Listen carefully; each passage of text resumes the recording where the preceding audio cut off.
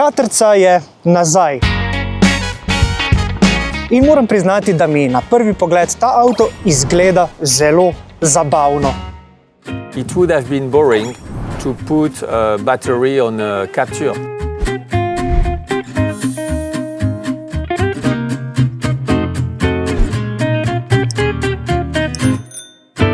Obujenih Renaultjevih legend smo se zelo razveselili. Tu sta nova Petka in Katrca, prihaja tudi novi Twingo. I think it's very exciting to reinvent old icons like we do. I think the job on R5 and R4 was very exciting, but Twingo is unique. I was in UK last week and we announced that they will get a Twingo right-hand drive. I can tell you that they like cars and they were super excited to get this car. And for us, our challenge now is not to disappoint all our customers, but on the contrary, to bring a product which is out of the box. And you will see, we will work on the versatility, on the modularity, on the spirit of the old Twingo, and it will be amazing. In skupni imenovalec teh reinkarnacij so zagotovo značilni oblikovni elementi, ki so zelo domiselno in zabavno prilagojeni za leto 2025. V primeru Katrce so vsekakor najbolj opazni detajli njeni žarometi. Poglejte, zadnji so vertikalni in pa trodelni, tako kot pri originalu, prednji pa so seveda značilni okrogli. The difficult thing is to capture the spirit of the Renault 4, and I think we capture the spirit with the looks, you know, the front end.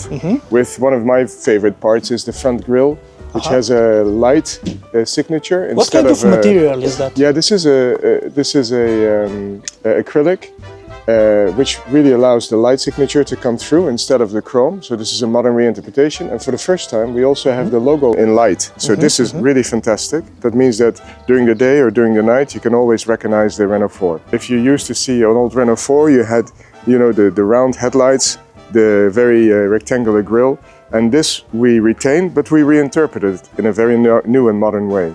And you can see that we even go very far with the details. Every time you go closer to the car, you discover something new. And this is really important for us. You see that the car is made with a lot of love. Poglejte, imamo pa naprimer tudi detajle, katerih edini namen je obujanje spomina. Naprimer ta dva plastična elementa na pokrovu motorja, ki seveda nista zračnika, ampak ju zgolj imitirata. Katrca zračnikov tukaj ne potrebuje, ker seveda vozi na elektriko. In ta električni pogon je že ob premiernem razkritju sprožil številne vaše zanimive debate in pa komentarje.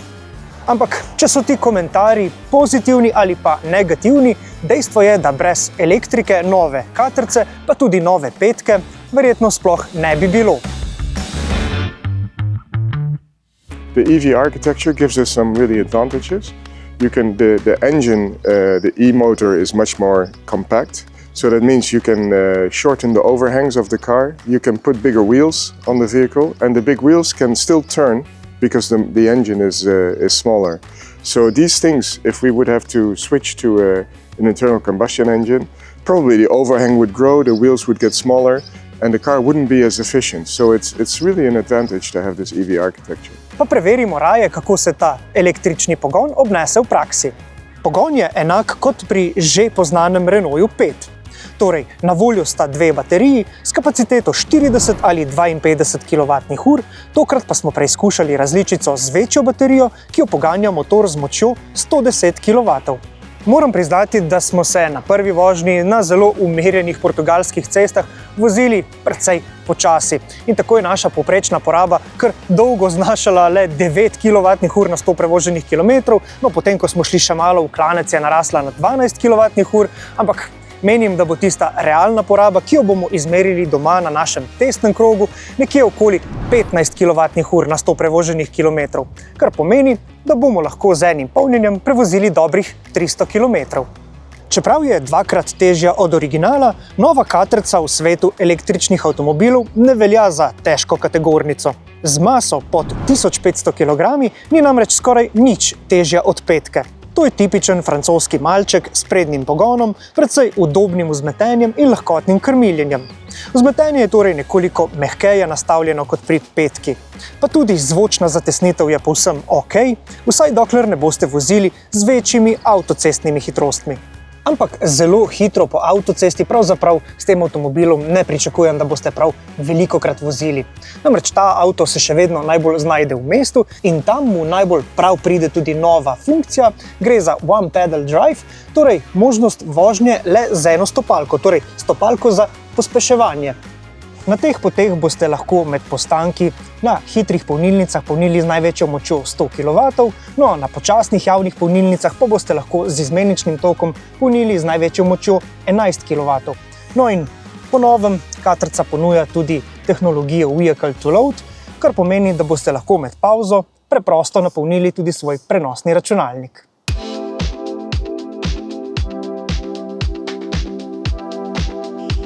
Sicer pa bo notranjost najlažje primerjati z Renaultem 5. Ta armatura je v resnici zelo podobna, z vidika uporabnosti pa je pravzaprav povsem enaka. No in če pogledamo še sedeže, zelo podobni so kot pri petki, edina razlika je pravzaprav tale sedalni del, ki je podložen še z nekaj več pene in je na ta način še nekoliko mehkejši. Z največjim zanimanjem pa sem sedel na zadnjo klop. No in tukaj je v primerjavi s petko, ki je zadaj zares utesnjena, precej več prostora, nekoliko več ga je že za glavo, ampak ključna razlika nastane pri prostoru za noge. Poglejte, koliko imam še prostora za kolena, ampak še vedno, tako kot pri petki, nog ne moremo potisniti pod prednji sedež, razen če prednji sedež nekoliko dvignemo.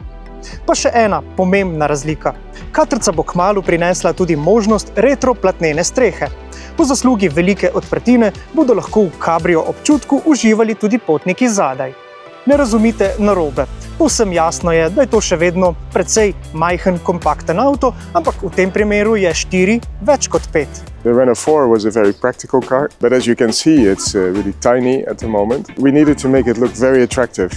And because the Renault 4 EV is bigger than the Renault 5, you know, it couldn't be as simple and as basic as the original Renault 4, which was positioned underneath the Renault 5. So the Renault 4, instead of being cheaper and more basic than the Renault 5, went up. And so it's become a little bit more urban, a little bit more chic. So we had to change the character of the car, actually, slightly. But as you can see, the Renault 4 is so flexible. It's a very popular car. We have seen sporty versions, off-road versions, safari versions, very chic versions. It allows itself to change its personality. Dobro novico pa imam, če iščete velik prtljažnik. No, tako kot pri originalu je ta prtljažnik precej uporaben.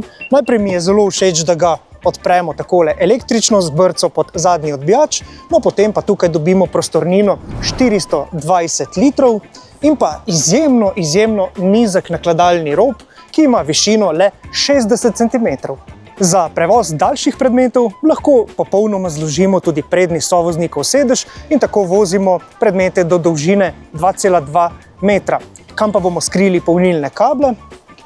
Poglejte tukaj pod tole dvojno dno, ki se takole zelo zanimivo odpre. Spodaj pa imamo takšno praktično in plastično posodo in jaz že vidim priložnost, da jo lahko zelo preprosto operemo, ker veste, da ti polnilni kabli se znajo zelo pogosto kar pošteno umazati.